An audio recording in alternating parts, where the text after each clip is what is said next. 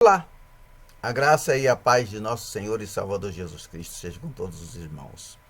Na quinta-feira passada, nós estávamos realizando o nosso hangout sobre o livro de Apocalipse e nós falamos mais ou menos 1h30. E só que no final, na hora de encerrar, de sair do ar, houve um erro e depois eu fui observar que apenas 33 minutos foram gravados. E eu resolvi fazer este vídeo como se fosse como uma segunda parte, para que o Hangout fique completo e eu não fique devendo aos irmãos. Então eu vou continuar exatamente de onde parei. Né? A última coisa que aconteceu no Hangout, é só você assistir o vídeo anterior, foi quando a irmã Cleusa de Francesca, ela leu Miqueias 4, de 1 a 3, porque falava eu sobre as nações gentias que sobreviverão à grande tribulação e às pragas, e passarão a era do reino. Também falava que o Senhor irá governá-las com vara de ferro, conforme está no livro de Salmos capítulo 2, verso 7 e verso 9, que o Senhor as julgará conforme está em Mateus 25, 31, e também que o Senhor repreenderá tais nações os seus atos de guerra, conforme a irmã Cleusa leu em Miqueias 4, de 1 a 3. E falava ainda eu que as nações que restarem após a batalha do Armagedon serão forçadas a adorar a Cristo. Quando a gente ouve a palavra forçada, a gente estranha. Foi então nesse momento que eu pedi ao irmão Antônio para ler Zacarias, se você quiser conferir, Zacarias, capítulo 14, do verso 16 ao verso 19. Eu estarei lendo, já que agora o irmão Antônio não está aqui para fazer a leitura que ele fez lá ao vivo, não é? Zacarias capítulo 14, do verso 16 ao verso 19. Está escrito exatamente assim, verso 16. Então, todos os que restarem de todas as nações que vieram contra Jerusalém subirão de ano em ano para adorarem o Rei, o Senhor dos Exércitos, e para celebrarem a festa dos tabernáculos. 17. E se alguma das famílias da terra não subir a Jerusalém para adorar o Rei, o Senhor dos Exércitos, não cairá sobre ela a chuva. Verso 18. E se a família do Egito não subir, nem vier, não virá sobre ela a chuva. Virá a praga com que o Senhor ferirá as nações que não subirem a celebrar a festa dos tabernáculos. E o verso 19. Esse será o castigo do Egito e o castigo de todas as nações que não subirem a celebrar a festa dos tabernáculos. Por isso eu falei serão forçadas, porque se não vierem, sofrerão punição, disciplina. Então, eu chamo a sua atenção para isso. Né? Haverá adoração, haverá templos com certeza, haverá isso durante o milênio, depois da grande tribulação, depois da batalha do Armagedon e durante o reino de Deus. E como nós estamos falando sobre o reino, quero falar que no reino de Deus estará também presente a igreja. Sim, a igreja estará lá. Depois do arrebatamento, eu chamo a igreja de santos, pois não sei como se chamará. E eu quero dizer, então, que os santos reinarão com Cristo, conforme Apocalipse 2, versos 26 e verso 27. Se você conferir lá, você vai ver que é uma carta, o final de uma carta dirigida a uma igreja. Os santos constituirão um grupo muito especial, um grupo distinto de todos os outros. Eles serão os únicos seres do reino que passaram pela ressurreição ou pelo arrebatamento e, portanto, terão corpos imortais. Eles serão governantes e não súditos. Eles, os santos, você, os verdadeiros cristãos, eles serão o reino que desce dos céus e é estabelecido na terra sobre as nações, conforme Daniel 7, verso 27. E por esse aspecto, a igreja é o reino, e somente os que foram remidos pelo sangue de Cristo podem entrar nesse reino. Muitos poderão pensar ou me acusar de estar pregando doutrina de testemunho de Jeová. Eu não tenho nada a ver com as testemunhas de Jeová. Eu vim para Jesus na Assembleia de Deus faz 40 anos, seguindo a Jesus, servindo a Jesus, membrado da Assembleia de Deus. Muitos combatem a Assembleia de Deus porque não sabem o início, não sabem a origem, não sabem quem são os cristãos da Assembleia de Deus. São pessoas abençoadas por Deus, são pessoas humildes, são pessoas que procuram servir o Senhor da melhor maneira possível. E são atacadas por pessoas que nem da igreja fazem parte.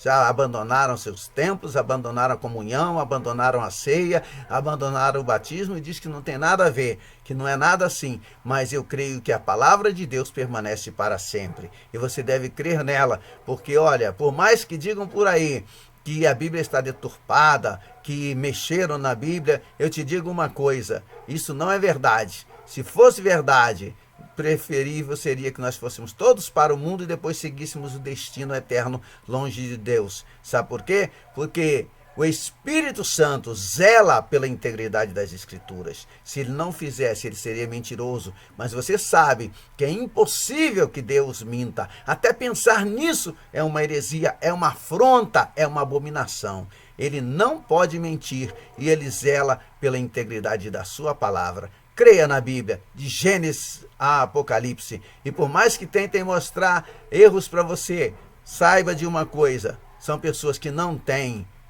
vida com Deus.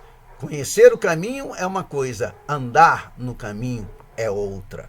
Bem diferente. Você pode ter certeza disso. O caminho é Jesus. Ele disse: eu sou o caminho. E eu pergunto para você, você que diz que conhece o Senhor, ele te conhece? Porque naquele dia ele dirá: eu não vos conheço. Ele não disse: vocês me conhecem. Ele disse que dirá: não vos conheço. O importante, mais importante do que eu conhecer, do que eu dizer que conheço Jesus, é ele me conhecer, é ele saber quem eu sou, é ele saber que eu fui criado por ele, que ele escreveu o meu nome no livro da vida, porque o nome que ele não achar escrito ou inscrito no livro da vida, esse não vai entrar não, meu irmão.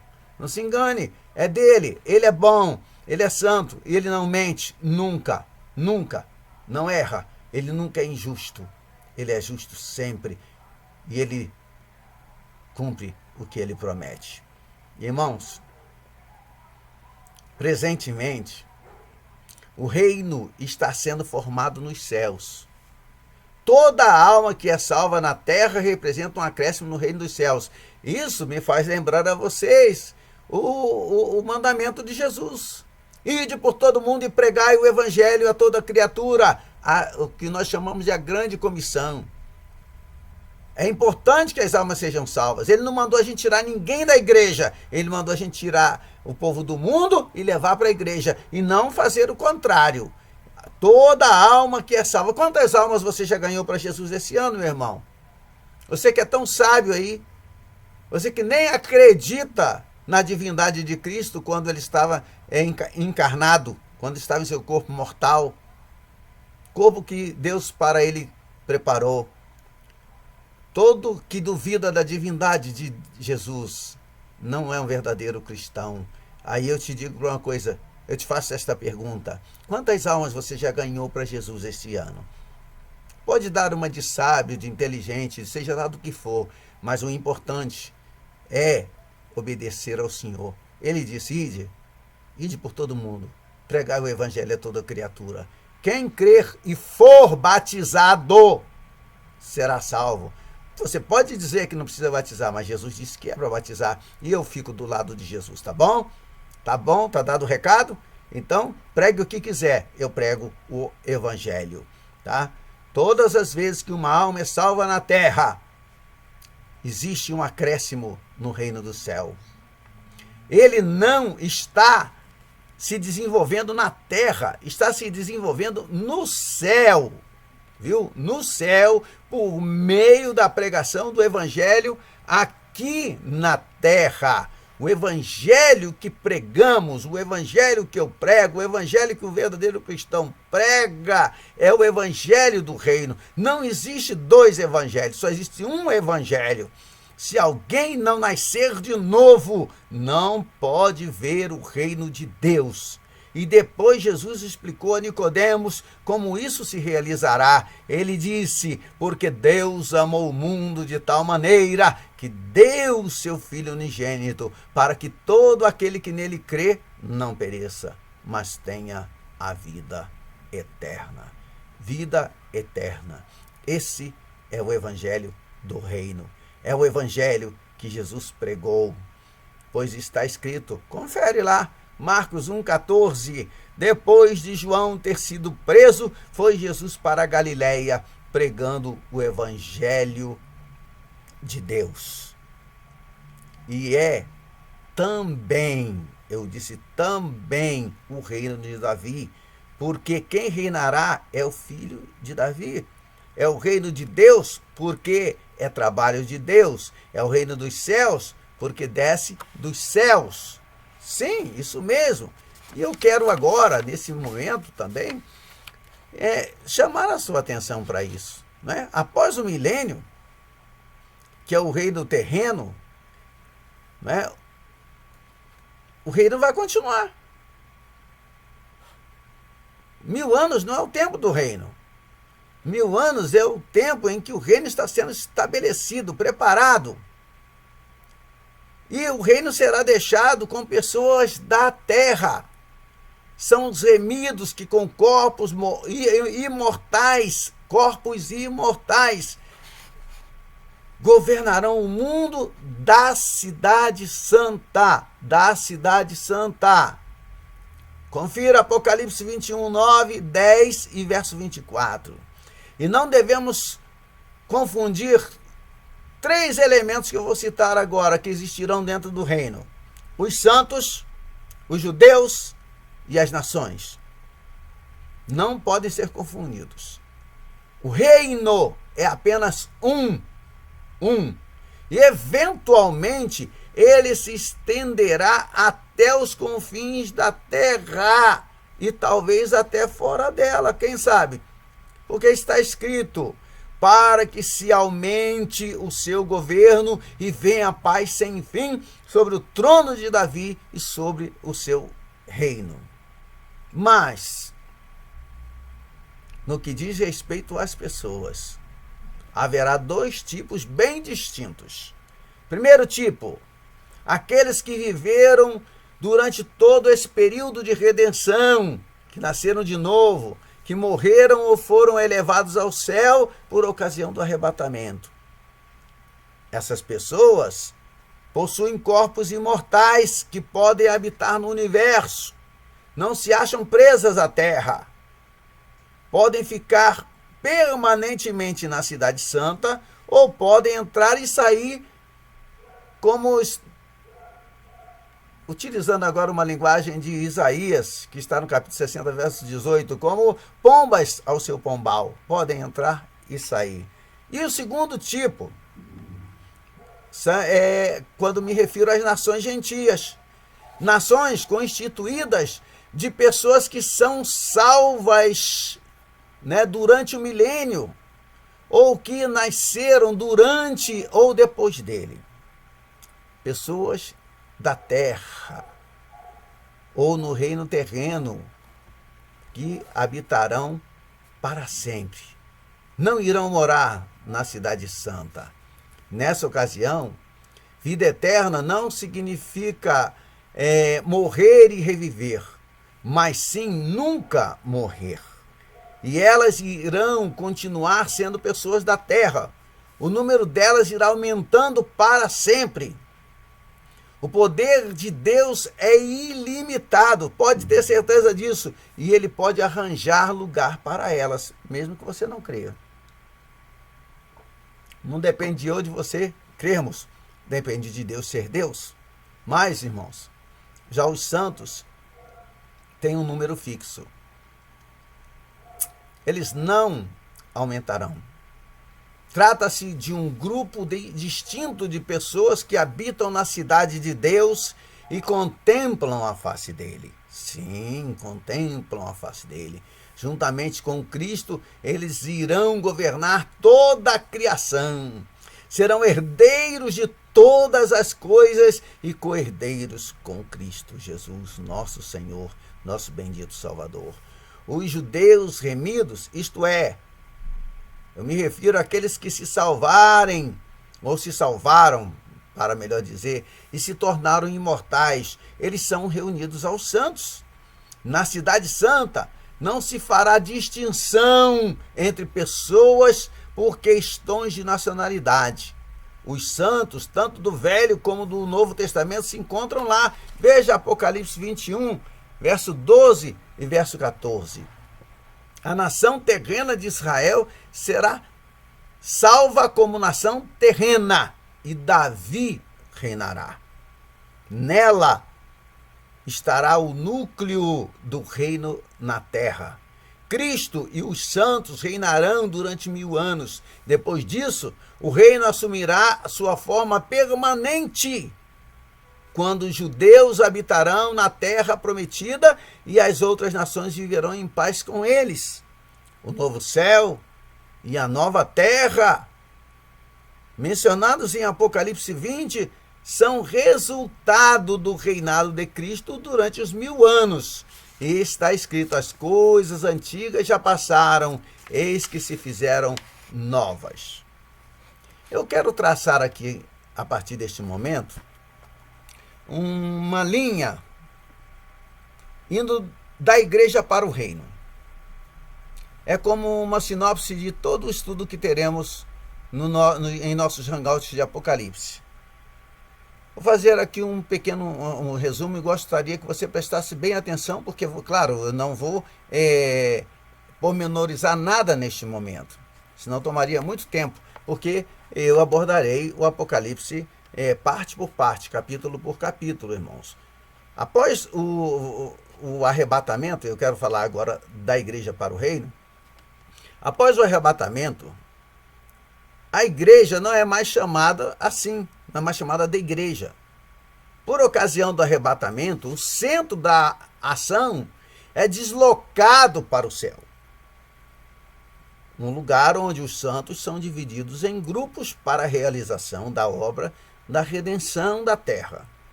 E esses grupos são denominados anciãos, seres viventes, cavaleiros e anjos. Com a ressurreição dos santos da tribulação, fica completo o número daqueles que devem estar no céu. Dá uma olhadinha em Apocalipse capítulo 7, leia bem devagar, do verso 9 até o verso 17.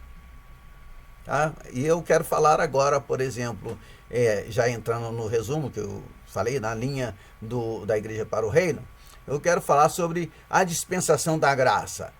A dispensação da graça começou com a igreja e deverá terminar com a igreja. O arrebatamento não marca o fim do dia da graça, pois mesmo depois do arrebatamento haverá pessoas que se salvarão. A dispensação da graça encerra-se com a primeira ressurreição. A Bíblia fala de primeira ressurreição, não segunda ressurreição. Primeira ressurreição, segunda morte. Mas são duas ressurreições. Não, a primeira ressurreição. A primeira ressurreição ocorre em duas etapas. Primeiro, o arrebatamento. Segundo, a ressurreição dos santos da tribulação, aqueles que são mortos pelo anticristo, pela besta. E nós vemos o primeiro desses dois grupos no céu em Apocalipse capítulo 4, capítulo 5. O segundo grupo só é visto em Apocalipse capítulo 7, do verso 9 a 17.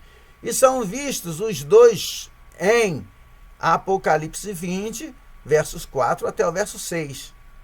Juntos, os dois formam o que se chama de primeira ressurreição.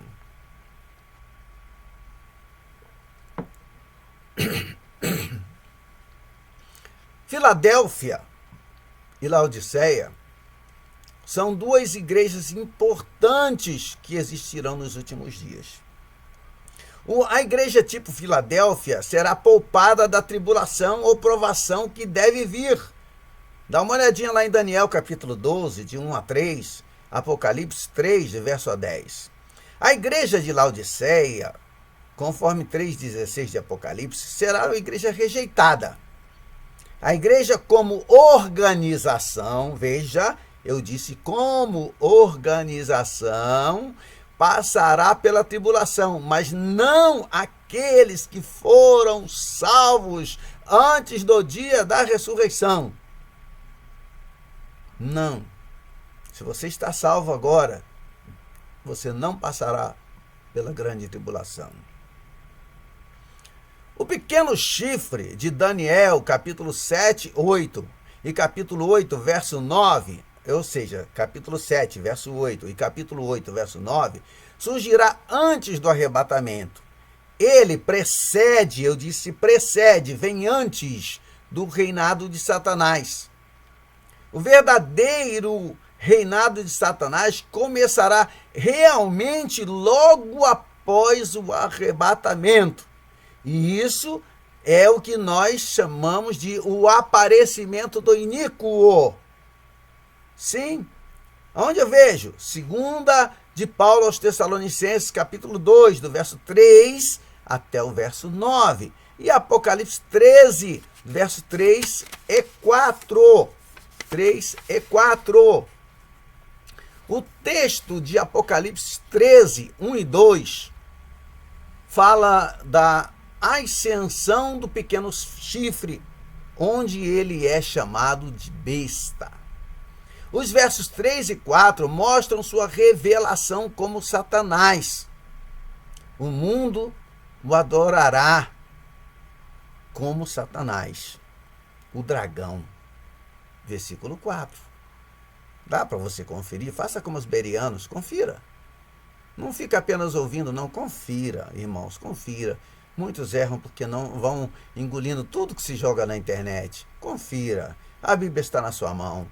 O arrebatamento ocorrerá entre a ascensão do pequeno chifre e a sua revelação ao mundo como aquele a quem o dragão fez voltar à vida.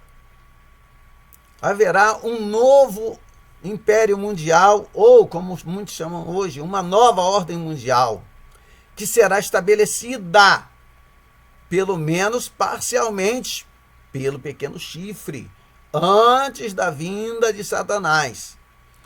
E não há registro de que o próprio Satanás conquistará seu império.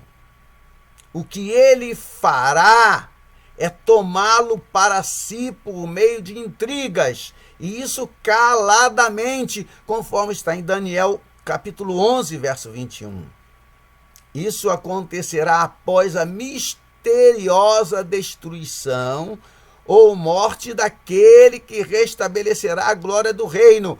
Opa, está falando do quê? Estou falando de Daniel 11, verso 20. E compare essa leitura, essa última, Daniel 11, 20, com Apocalipse 13, verso 3, verso 4, verso 12 e verso 14.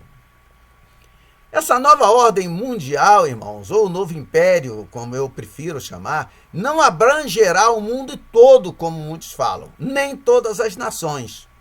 Sua extensão nos é dada em Apocalipse 13, 2. O leão, o urso, o leopardo e a besta são símbolos que Daniel usa para designar 4 impérios mundiais, de Babilônia até Roma. É isso mesmo, de Babilônia até Roma. Daniel, confira, capítulo 7, verso 1 até o verso 8, verso 17, verso 23, verso 24. Isso parece indicar o território que será abrangido pela nova ordem mundial, ou pelo novo império. Contudo, pode compreender mais territórios. Pode, pastor? Claro que sim, porque o profeta Ezequiel faz uma menção mais ou menos da mesma área E depois ele conclui dizendo assim: e muitos povos contigo. E muitos povos contigo. Confira em Ezequiel 38, verso 9. Outra coisa que haverá também é o retorno dos judeus à sua terra, né? Um retorno que quase coincide com o momento do arrebatamento. E, aliás, ele começa antes deste ocorrer, porque trata-se de um processo que terminará, irmãos, como é que eu diria assim, é um processo que terminará com um grande movimento em massa. Isso, fica melhor assim. Um grande movimento em massa. Porque isso está registrado em Ezequiel 36, do verso 1 ao verso 8. Ezequiel nos dá muita luz sobre esse assunto. Ezequiel 36, 37, 38, 39. Convém ler. Leia tudo, não leia os pedacinhos, não. É evidente que deve haver perturbações na Palestina nos anos que antecedem a volta total e definitiva. É isso que eu estou falando, hein? Não é uma parte que voltou, a parte total e definitiva dos judeus, porque eles estão prestes a vir. Eu digo prestes a vir, eu coloco entre aspas. Deus prevalecerá por eles, e esse retorno em massa será prodigioso. Dá uma olhadinha para ter uma ideia, Isaías 11, do verso 11 até o verso 16. Eu quero falar aqui sobre 3 fatos bem definidos que anunciarão a volta dos judeus. Ou estão anunciando, por que não dizer assim? Primeiro, a prosperidade da terra, predita em Ezequiel 36, verso 8. Segunda, a expulsão de muitos judeus para o Egito, predito em Deuteronômio 28, 68 e Oséias 8, 3, comparando um com o outro. Sua libertação será precedida por uma grande perseguição, conforme Ezequiel 38, 8 e 37, 1 e 2. E terceiro, o aparecimento do, entre aspas aí, tá? Se você quiser, estandarte. Isaías 11, verso 12 e 18, verso 3. Agora, eu preciso dizer que esse retorno não se dará com o consentimento do anticristo, mas se realizará a despeito disso. Sim, a despeito disso. Confira Isaías 11, de 14 a 16. E o arrebatamento? O que falar sobre isso? Em poucas palavras. Lucas 17, versos 34 a 37. 1 Coríntios 15, versos 51 e 52. 1 de Paulo aos Tessalonicenses 4, versos 16 e 17, passagem bem conhecida sua, não é verdade? Daniel 12, de 1 a 3. E Apocalipse 4, 1 e 2. E Apocalipse 12, verso 3. Não existe lá essa grande diferença entre ressurreição e arrebatamento. Não existe, não há. Exceto pelo fato de que a primeira, ou seja, a ressurreição, se refere aos que estão mortos. E o segundo, aos que estão vivos. O arrebatamento. Se todos os mortos em Cristo serão ressuscitados, isso quer dizer que só serão arrebatados gente viva. Porque os que estavam mortos serão ressuscitados. Isso é uma coisa lógica, uma coisa simples de ver. O propósito da ressurreição, meus amados, e do arrebatamento, é revestir os salvos com um corpo imortal. Será o começo da imortalidade. O momento em que ele deve ocorrer está determinado de modo a que os vivos em Cristo não passem pela grande tribulação. E aí eu chego ao ponto em que eu gosto de falar sobre os santos no céu.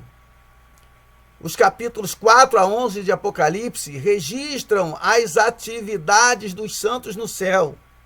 Atividades estas depois do arrebatamento. E os resultados da ministração do castigo sobre a terra. E eu preciso também falar sobre os 4 cavaleiros. Os anciãos, os seres vivos, os cavaleiros, os anjos com trombetas e taças. Todos eles representam santos ou grupos de santos que serão os agentes divinos para a execução dos castigos escritos no livro de 7 selos, que está sendo aberto, conforme eu já citei em hangouts passados, já no tempo em que eu pertencia ao grupo chamado Sinceros, que ainda existe até hoje. Você pode conferir no Salmo 149, de 5 a 9, em 1 aos Coríntios, capítulo 6, verso 2, Apocalipse 1, 6, Apocalipse 2, verso 26 e 27, ou Apocalipse 5, versos 9 e verso 10. Os 4 cavaleiros, meus amados, fazem com que o evangelho seja pregado em meio ao juízo. Sim, o arco do cavaleiro é a palavra de Deus. Compare com Apocalipse 6, versos 1 e 2, e Abacuque 3, versos 8 e 9. Já ouvi até alguém dizer que o arco ali era arma maligna. Não era, não. Dá uma olhadinha. Repito, Apocalipse 3, versos 8 e 9. Se você não anotou, anote aí e confira. O equilíbrio desse capítulo está em que Deus envia salvação ao mundo, mesmo em meio dos castigos. Em Apocalipse 14, verso 6, vá lá dar uma olhadinha, vemos como essa pregação do evangelho feita dos céus é vista da terra. Pastor, explica agora. Não, agora não, vai tomar muito tempo, nós vamos ver isso pormenorizadamente. 3 anos e meio é o período de tempo durante o qual a igreja é perseguida antes de desaparecer totalmente da terra, quando da ressurreição dos santos da tribulação. É o período de tempo em que o anticristo perseguirá os santos, conforme Daniel 7, 25, Apocalipse 12, verso 6, Apocalipse 12, verso 14 e 13, verso 5 e verso 7. A expressão que está para agir, a expressão para agir de Apocalipse 13, 5, significa guerrear contra os santos. E isso está explicado nas margens da maioria das edições da Bíblia. Esse período não é a duração do reinado do anticristo, mas o tempo em que ele deverá perseguir os santos que se convertem após o arrebatamento. Não tem nada a ver com a 70ª semana de Daniel. Os 144 mil israelitas selados são judeus mesmo. Eles são salvos após o arrebatamento, como os santos da tribulação. Mas, como se encontram na Palestina, sobre a qual o anticristo não tem jurisdição nesse período, não se acham sujeitos à perseguição que sofrem os crentes gentios.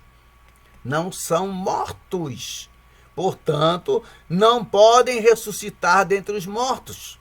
Eles permanecerão na terra e constituirão as primícias do reino de Davi, conforme Apocalipse 7, de 1 a 8, e Apocalipse 14, de 1 a 5.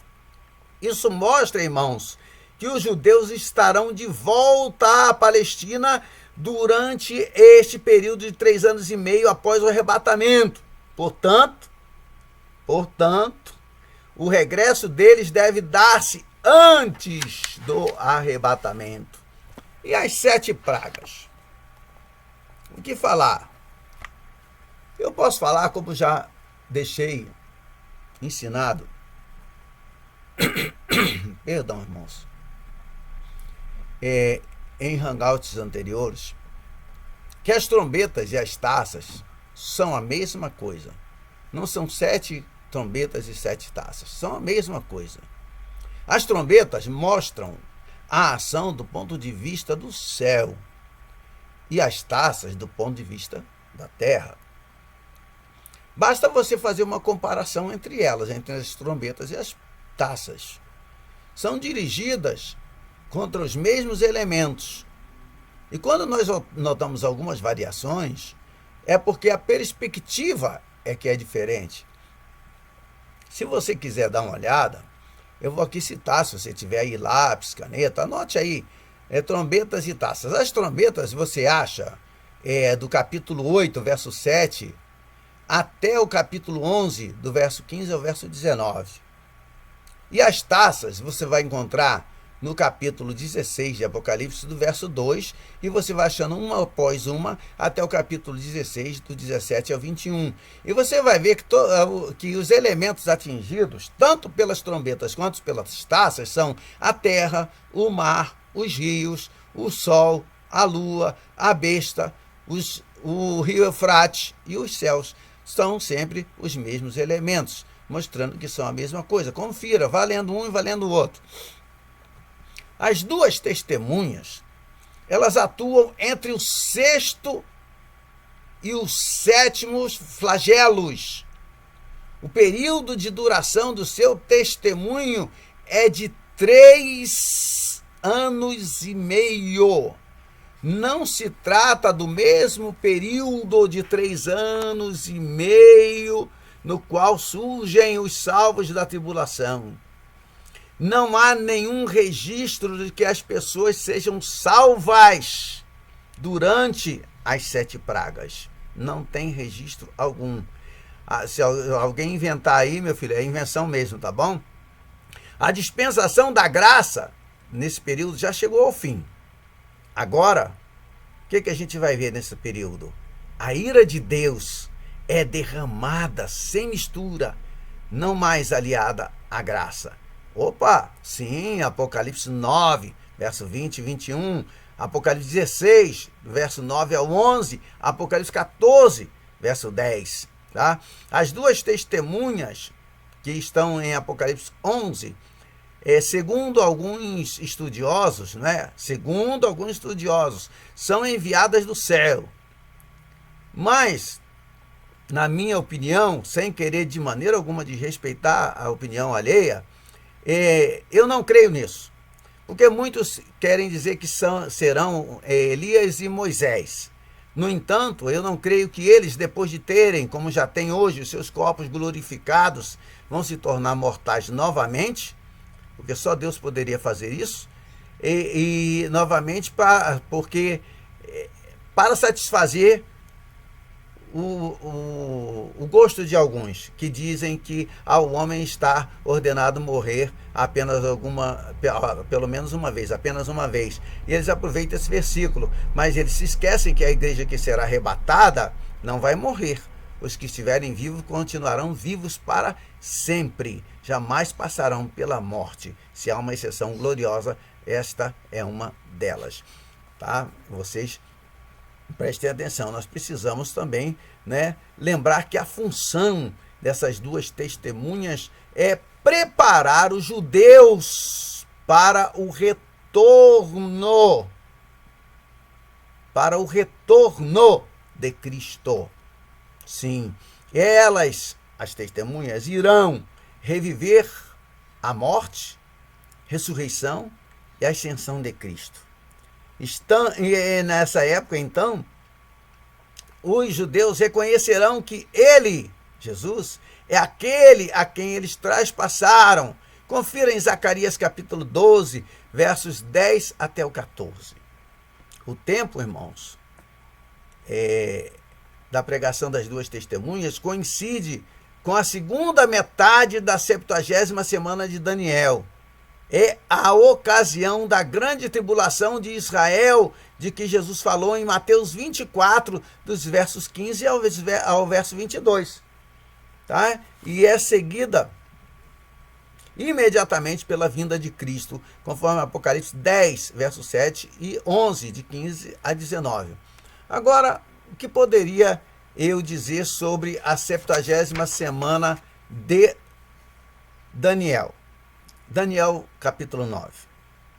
O que poderia eu dizer? O anjo disse a Daniel que estavam determinadas 70 semanas para Israel. Literalmente, 70 setes. 70 setes de anos seriam iguais a 490 anos. Dessa época até a crucificação de Cristo, decorreram, talvez fique melhor assim, 483 anos. Faltam, portanto, 7 anos para completar os 490. A dispensação da graça interrompeu a continuidade dos 70 setes. A 70ª semana de anos, ou seja, 7 anos, terá início no fim da dispensação da graça. Durante 7 anos, ou seja, até a volta de Cristo. O período de tempo que vai do arrebatamento até a volta de Cristo é de 10 anos e meio. Mostraremos isto mais tarde, quando estudarmos cada capítulo. Agora, o que dizer sobre a Babilônia? Todos falam tanto hoje sobre a Babilônia. Sai dela, povo meu. Da Babilônia, sim, da Babilônia. Não é sai do templo não, tá? Onde há adoração a Deus. É sai da Babilônia. Mas qual é a diferença, pastor? A diferença é o seguinte. A Babilônia, do capítulo 17 e 18, é uma mulher, ou seja, uma igreja. Uma cidade, porque é isso que significa na linguagem simbólica, e uma instituição comercial que consegue grande poderio nos últimos dias, devido a uma aliança ímpia com a besta. Durante algum tempo, ambos lucram com isso, mas no fim a besta destruirá a mulher. Agora, a mulher do capítulo 12 de Apocalipse é a igreja de Deus. A mulher do capítulo 17 é a igreja de Satanás, é a Babilônia, a igreja de Satanás. Ela não está aí ainda. Pelo menos não é evidente. Agora, o que dizer sobre o Armagedon? A batalha do Armagedon é assim chamada porque Armagedon é o local da mobilização, é o Monte de Meguido. Na realidade, o palco da batalha é Jerusalém. Os contendores, os lutadores, os guerreiros são, de um lado, Satanás e os exércitos do anticristo. E do outro lado, Cristo. Veja Ezequiel 38, verso 39. Joel 3, versos 11 a 16. Zacarias 14, versos 1 a 9. Apocalipse 16, do verso 13 ao verso 21. E Apocalipse 19, do verso 17 ao 21. Cristo, meus amados, virá com seus santos, conforme está em Mateus 24, verso 30 e 31. Ou 1 aos Tessalonicenses 3, 13, que você pode comparar também com Judas 14, Zacarias capítulo 14, verso 5 e Apocalipse 19, verso 14. O reino de Deus, Apocalipse 20, é um que nós queremos abordar antes de terminar o nosso estudo de hoje, né? Para que haja um reino, é preciso um rei, um domínio e um reinado. O rei é Cristo Jesus, nosso Senhor. Seu domínio é a terra. E o reinado começará quando o rei regressar. O reino não é deste mundo. Ele vem do céu, mas será estabelecido na terra. João 18, 36. Durante 1000 anos, irmãos, o reino será constituído pelo governo do reino de Davi e dos santos. Sim, após os 1000 anos, os santos irão para o seu novo lar, que é a capital de todo o universo, ou seja, a Nova Jerusalém, que é descida do céu, a cidade celestial. O reino permanecerá na terra e será eterno. Nações não salvas entrarão nesse reino, mas constituirão os súditos e não os governantes. Haverá uma separação final e a purificação da raça humana após os 1000 anos, mas o reino durará para sempre. Seu aumento não terá fim. Sempre, e eu preciso frisar, sempre haverá nações sobre a terra. Quer ver mais alguns versículos? Então anote aí, eu já citei vários, vou repetir, mas anote. Isaías 9, versos 6 e 7. Ezequiel 37, verso 21, verso 21 a 28. Daniel 7, verso 27. Zacarias 14, verso 16 a 21. Lucas 1, verso 31 a 33. Apocalipse 21, versos 24, verso 28 e Apocalipse 22, verso 2. Eu gosto muito de lembrar que o Senhor diz assim acerca do restabelecimento de Israel: e todas as nações saberão que eu sou o Senhor que santifica a Israel. E o que pensar da Cidade Santa? Eu sou muito pequenininho para ter uma ideia. Eu sou muito pequeno. Cidade Santa. Após os 1000 anos, haverá uma mudança, disso eu sei. Porque aí começará a eternidade. Daí por diante, a Cidade Santa será o lugar da habitação dos santos e a capital do universo, porque o trono de Deus estará nela. Somente os santos, aqueles que possuem corpos imortais, podem viver na Cidade Santa. Ela não será na terra, mas será perto dela. Ela terá poder de dar vida às nações da terra. Quer dar uma olhadinha em Apocalipse 22, 2? 22, 2. Os governantes celestes serão os santos. Os governantes terrenos serão a casa de Davi. Compare. No segundo livro de Samuel, capítulo 7, versos 8 até o 16. A nação judaica, irmãos, nunca desaparecerá da terra. As nações gentias também continuarão a existir na terra. Depois que Satanás é solto para arrancar o resto do mal que ainda exista, o reino é aperfeiçoado. E Cristo pode devolvê-lo a Deus. Opa, o que você disse, pastor? O que disse, irmão Aragão? Ele disse que Cristo pode devolver o reino a Deus depois de haver derrotado todos os seus inimigos. A própria morte será destruída. Dá uma olhadinha com calma, leia, releia, pense, medite, ore, chore, se alegre, glorifique. 1 aos Coríntios, capítulo 15, verso 24 e 26. Esta é a nova terra que João viu. As coisas velhas passaram.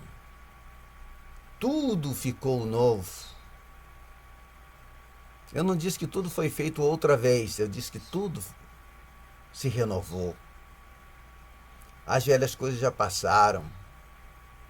Os salvos na Cidade Santa. Os judeus e gentios aperfeiçoados na terra. Dá uma olhadinha e compare e se alegre. Isaías 60, versos 15 a 22, com Apocalipse 21, 1. Que coisa gloriosa.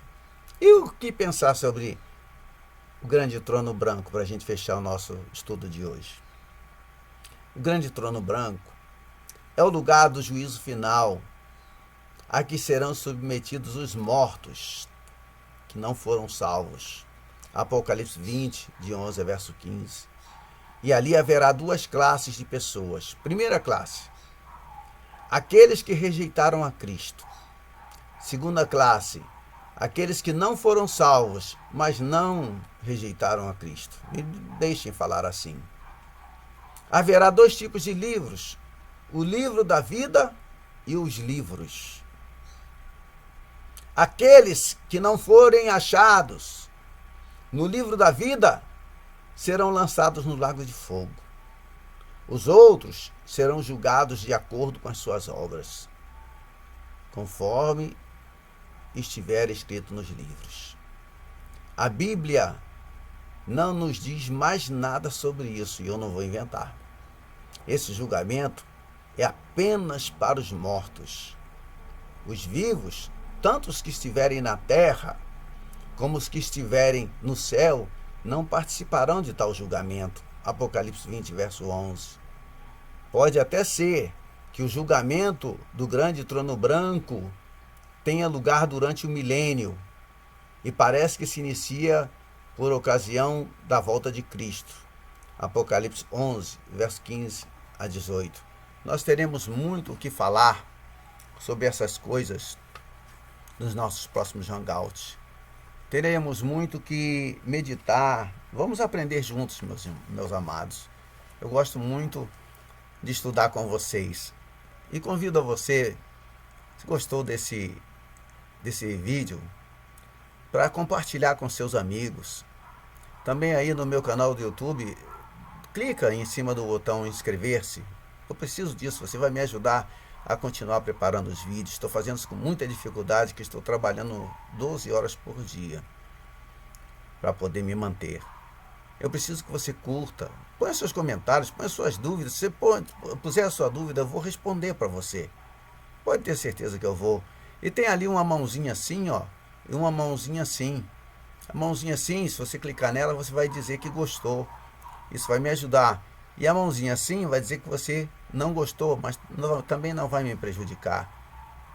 Assista, compartilhe, ajude e ore para que o Espírito Santo alcance o coração dos irmãos com a palavra de Deus.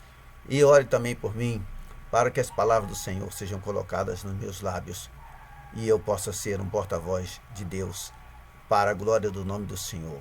Que Deus te abençoe em nome de Jesus Cristo. Ore pelo pastor Aragão. O irmão Aragão precisa muito das orações. Deus te abençoe e muito obrigado em nome de Jesus. Amém?